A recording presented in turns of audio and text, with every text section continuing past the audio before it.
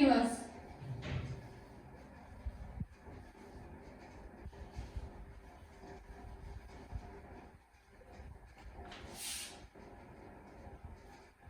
ठीक है जी, present perfect continuous में हम जो करने वाले हैं वो करेंगे नेगेटिव।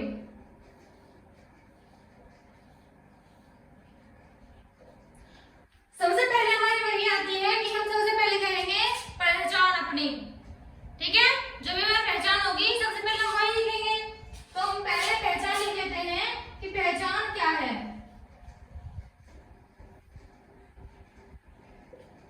पहचान है, अब तक देख ही ली होगी,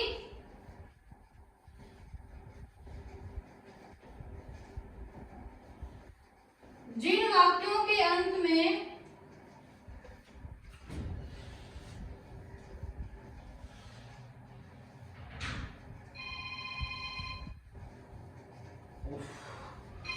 रहा है, रही है, रहे हैं आदि शब्द आता है। आदि शब्द आते हैं।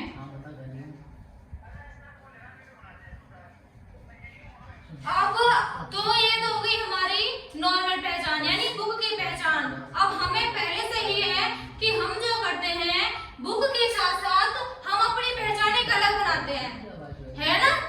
हम अपनी पहचान अलग बनाते हैं। इसमें एक चीज और है, वाक्य में समय दिया गया होगा। वाक्यों में समय दिया गया होगा।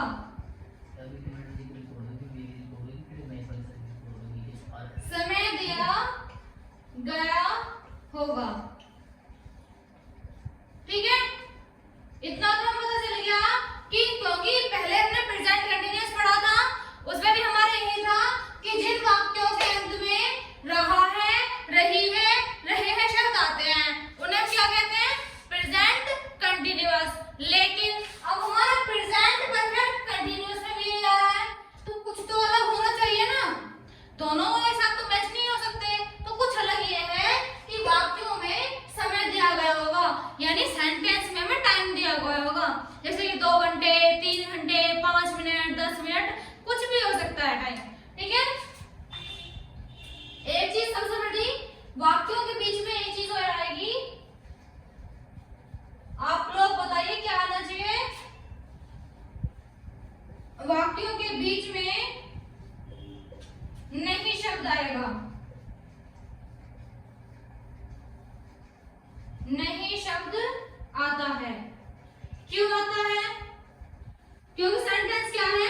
नेगेटिव का। अब मैंने आप लोगों को बताया है कि नेगेटिव का मीन्स ही होता है कि किसी भी चीज को मना करना या किसी भी कार्य को मना करना। तो बीच में मना तभी करेंगे जब नहीं, नो, सिंपल सा वर्ड है। तो जब हम नहीं शब्द का यूज करेंगे वाक्यों के बीच में, तो वो किस चीज का हो जाएगा? नेगेटिव का। ठीक है, फॉर एग्जाम्पल,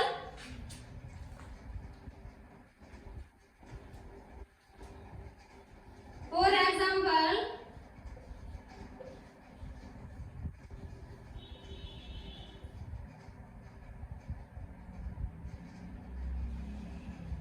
मैं इस कार्य को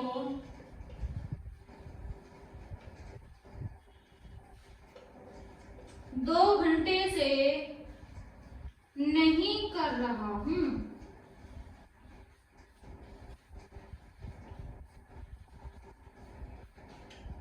ठीक है, सबसे पहले हम अगर किताब की पहचान में देखें तो वाक्यों के अंत में रहा है, रही है आना चाहिए, तो आ रहा है ना, रहा हूं। ठीक है, दूसरा अगर देखें वाक्यों में टाइम यानी समय दिया गया होगा, देखिए यह समय 2 घंटे का। ठीक है, तीसरा अगर देखें वाक्यों के बीच में नहीं शब्द आता है, ये रहा नहीं शब्द। तीनों पहचान में मिल गई एक ही सेंटेंस में, तो अब आप लोग बताइए किस चीज का हुआ? प्रेजेंट परफेक्ट कंटिन्यूअस का नेगेटिव। ठीक है, इतना नोट करिए, इतना नोट करिए। इतना समझ में आ गया?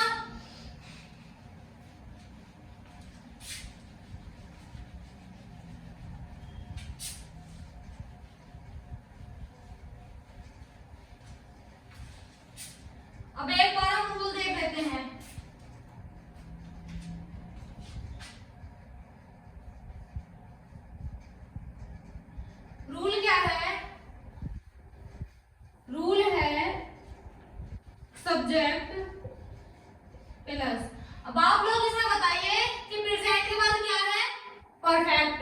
प्रेजेंट परफेक्ट का रूल क्या था, हैज या हैव, हैज या हैव। लेकिन अगर हमने हैज हैव छोड़ दिया तो वही बन जाएगा प्रेजेंट परफेक्ट का। जिस तरह से हमने पहचान में थोड़ा इफेक्ट करा है, यानी थोड़ा हटाया है, थोड़ा अलग करा है, उसी तरह से रूल भी अलग होगा। तो हैज या have plus been plus not, ठीक है, इतना तो हो गया प्रेजेंट परफेक्ट का। अब उसके बाद क्या है, कंटिन्यूअस। कंटिन्यूअस का मतलब क्या होता है, वर्ब में आईएनजी, वर्ब में आईएनजी और उसके बाद ऑब्जेक्ट।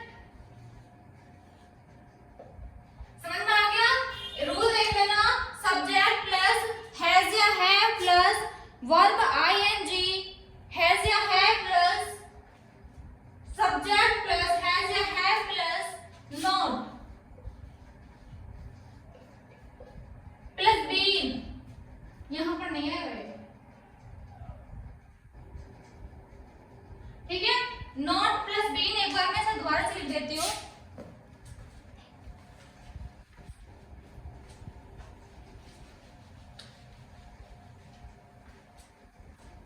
वर्ब में से अलग ही लिख रही हूँ, ठीक है। नेगेटिव तो आपको बताइए कि नेगेटिव चल रहे हैं,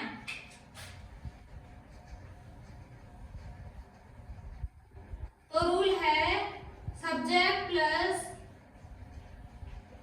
हैज या हैव प्लस नॉट, उसके बाद been, verb ING plus object, ठीक है। सब्जेक्ट हैज या हैव, उसके बाद नॉट, फिर बीन, वर्ब में आईएनजी और ऑब्जेक्ट। अब एक बार एग्जांपल बना के देख लेते हैं।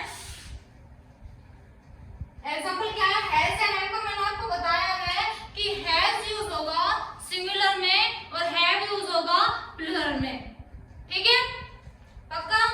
एक बार बना के देख लेते हैं। स्टार्टिंग में क्या है, सब्जेक्ट यानी आई, उसके बाद हैज या हैव, तो क्या लगेगा, हैव, ठीक है। उसके बाद नॉट, उसके बाद बीन, उसके बाद वर्ब आईएनजी करना यानी डू का डूइंग, और उसके बाद ऑब्जेक्ट।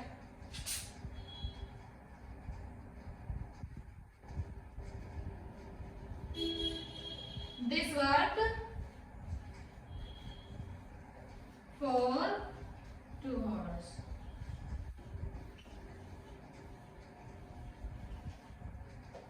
ठीक है, समझ में आ गया, पक्का, बिल्कुल परफेक्ट।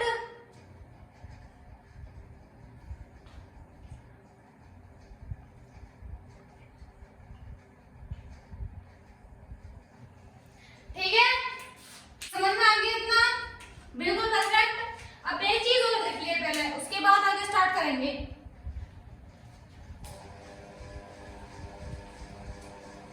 एक चीज लीजिए पहले,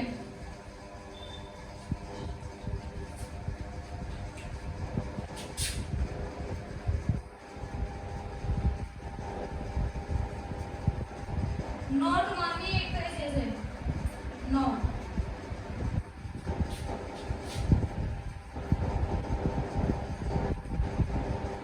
ठीक है। ये कौन कौन से होते हैं प्लीज देखिए एक बार।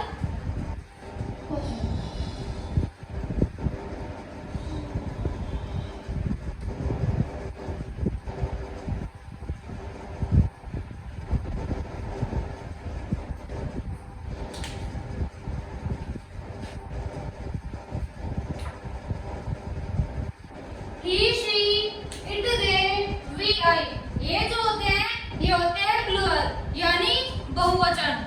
प्लूरल यानी बहुवचन। अगर इनके अलावा अगर ये आ जाए तो क्या यूज करना है, और अगर इनके अलावा कुछ भी आ रहा है ना, कुछ भी किसी भी सेंटेंस में, तो उसमें हैज यूज करना है, या सेंटेंस में जो है सिंगुलर प्लूरल वो यूज करना है। यानी बहुवचन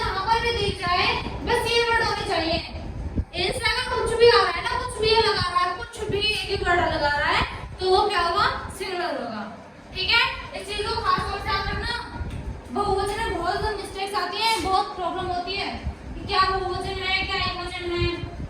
ठीक है, समझ में आ गया।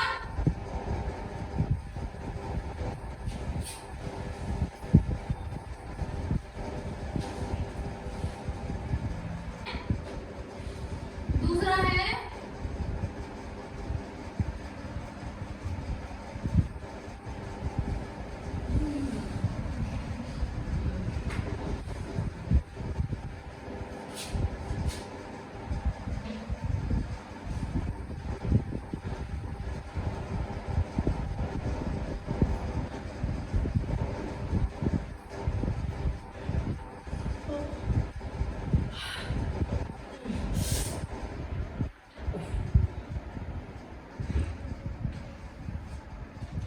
सबसे पहले दूसरा एग्जांपल क्या है, वह मुझे बहुत समय से नहीं पढ़ा रहे हैं। ठीक है, तो एग्जांपल क्या है, वह मुझे बहुत समय से नहीं पढ़ा रहे हैं। तो वैसे बनाते हैं सब्जेक्ट की, उसके बाद हैज है तो हैज यूज करेंगे, उसके बाद नॉट, उसके बाद बीन, फिर आगे वर्ब। तो वर्ब क्या है, टीच। अब उसके बाद है वर्ब में आईएनजी, आईएनजी। ठीक है, टीच आईएनजी हो गया ना, सब्जेक्ट एडवर्ब बीन वर्ब में आईएनजी। उसके बाद किसे नहीं पढ़ा रहे मुझे, मी।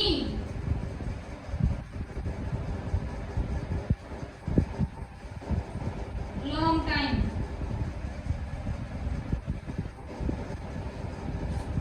ठीक है, समझ में आ गया, पक्का, बिल्कुल सही है क्या। सबसे पहले तो वही बात आती है कि जब हमें टाइम दिया होता है तो हम फॉर का यूज करते हैं। अभी सब फॉर का यूज है नहीं है, तो क्या आएगा, me for a long time, a long time. ठीक है, सेंटेंसेस को अगर आप ध्यान से देखोगे ना, उसे पढ़ोगे ध्यान से, तो आपको पता पड़ जाएगा कि क्यों सेंटेंस में क्या मिस्टेक हुई है। मैंने अभी आपको एक एग्जांपल बोला था, बल्कि जब से प्रेजेंट परफेक्ट कंटीन्यूअस के स्टार्ट हुए हैं, जितने भी एग्जांपल्स हैं, मैं टाइम से पहले फॉर यूज कर रही हूँ, टाइम से पहले फॉर यूज कर रही हूँ, लेकिन मैंने इसमें पहले नहीं करा था, तो मिस्टेक थी। अब ये मिस्टेक सही है, क्यों, क्योंकि हमें टाइम से पहले फॉर यूज करना ही करना है। जिस तरीके से हमें ये पहचान रखनी है ना कि भाई उसमें टाइम दिया गया होगा वाक्य में, तो उसी तरीके से हमें इंग्लिश ट्रांसलेशन में याद रखना है कि फॉर का यूज करना ही करना है। ठीक है,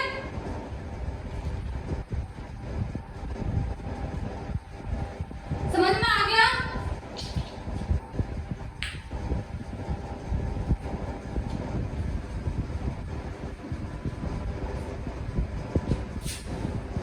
एक एग्जांपल और करते हैं, उसके बाद आपके लिए होमवर्क।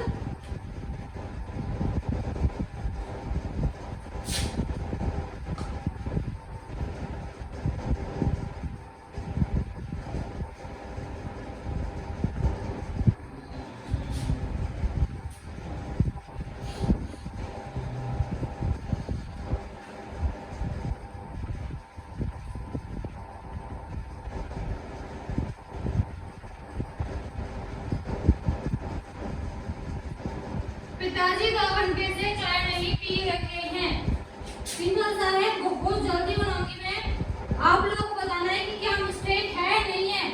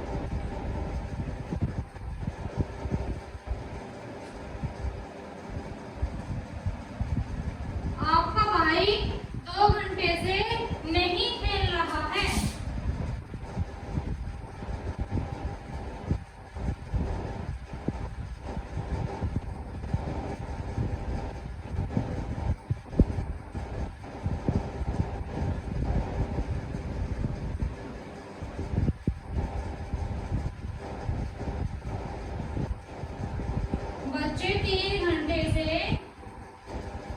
कक्षा में शोर नहीं मचा रहे हैं।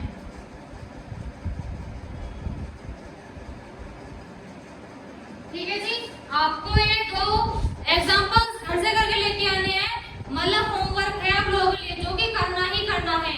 इसमें से डाउट निकालिए, मेरे पास कमेंट करिए, और अगर समझ में ना आया हो तो वीडियो को बैक करिए और दोबारा से देखिए। आज की वीडियो मैं अपनी यहीं पर खत्म करती हूँ। Thank you so much.